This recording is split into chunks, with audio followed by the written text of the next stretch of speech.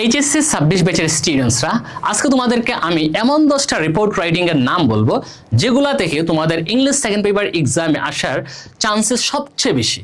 তো চলো আমরা দেখে নেই সেই 10টা রিপোর্ট কি কি হতে পারে।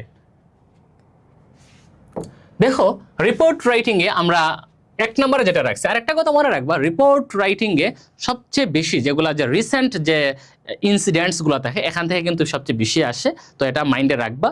তো দেখো আমরা এক নম্বরে কোনটা রাখছি, এ report on frequent road accidents. দেখছো তো বাংলাদেশে বর্তমানে যে কি পরিমাণ রোড অ্যাক্সিডেন্টস হচ্ছে। তো আর আরেকটা কথা, এগুলা কিন্তু আমরা মানে কিভাবে সেট করছি, এগুলো আমরা সেট করছি তোমাদের টেস্ট এক্সামের কোয়েশ্চনস অ্যানালিসিস করে plus previous board questions analysis করে, ঠিক আছে। তারপরে দেখো 2 নম্বরে কি রাখছি আমরা, a report on the impact of Facebook on young generation, so important 3 star দেওয়া আছে।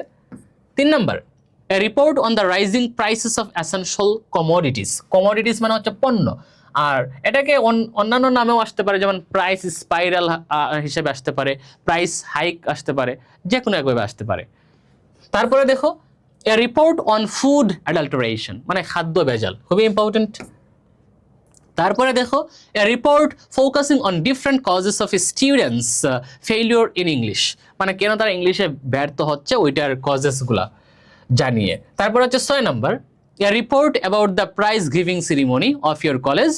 7 নম্বরে আমরা রাখছি a report on slum dwellers, slum dwellers মানে হচ্ছে যে বস্তির বাসিন্দারা and their ways of life, এবং তারা তাদের জীবন কিভাবে করে যে পরিচালিত করে বা পরিচালনা করে।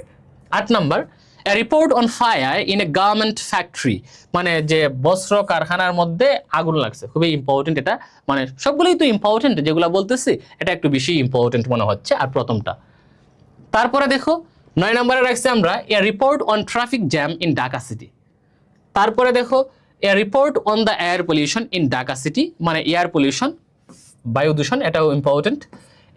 আচ্ছা, এই 10টা, তো এই 10টা পড়লেই ইনশাল্লাহ তোমাদের কমন পড়ে যাবে। তারপরেও তোমরা অনেকেই বলো যে আরো কিছু দেন, মানে আমরা চাই যে রিস্ক ফ্রি থাকার জন্য, তো টু রিমেইন রিস্ক ফ্রি আমরা আরো 5টা সাজেস্ট করি, এগুলা মানে পরে নিতে পারো যদি টাইম থেকে, ইনশাল্লাহ এখান থেকেও চলে আসতে পারে। বা বলা যায় না, তো কোয়েশ্চনস যদি আমি সেট করতাম আমি তো বলেই দিতাম, এখন বোর্ডে যারা কোয়েশ্চনস সেটার আছেন তারা কোনটা দিবেন বলা যাচ্ছে না।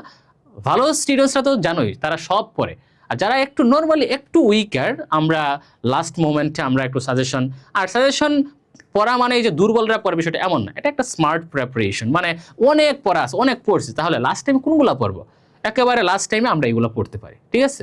তো দেখো 11 নম্বর যেটা আমরা বলতে পারি, a report on the devastating consequences of drug addiction, মানে মাদকাসক্তির যে ধ্বংসাত্মক যে ফলাফল ওইটা নিয়ে। তারপরে বলছে a report on corruption in Bangladesh, বাংলাদেশে যে দুর্নীতি ওইটা নিয়ে। তারপরে a report on the devastating consequences of, আচ্ছা এটা ডাবল হয়ে গেছে 13 নম্বরটা, তো একটা বাদ দিয়ে দিবা, সরি। তারপরে দেখো 14 নম্বর, a report on the condition of dengue fever, অনেক এটাকে আমরা বাংলায় ডেঙ্গু বলে, ইটস কারেক্ট, বাট ইংলিশে এটার প্রনাউন্সিয়েশন হয় ডেঙ্গি, সো হাসার কিছু নাই। তো dengue fever in Dhaka city. তারপরে দেখো a report on the celebration of Pohela Boishakh in your college।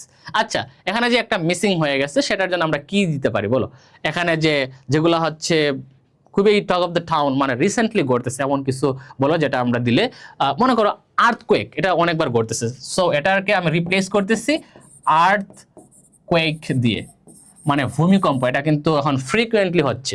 তো এখানে বলতে পারো যে impacts, A report on the impacts of earthquake, মানে ভূমিকম্পের যে প্রভাব নিয়ে, সো এটা দিতে পারো, মানে রিসেন্ট ঘটনাবলী দেখেই কিন্তু তোমাদের রিপোর্ট রাইটিং চলে আসে। তো তোমরা রিপোর্ট রাইটিং এর স্ট্রাকচার তোমরা জানো আই থিঙ্ক, এখন তো এগুলো আর পড়ানোর সময় না, সো সবার জন্য শুভকামনা রইল।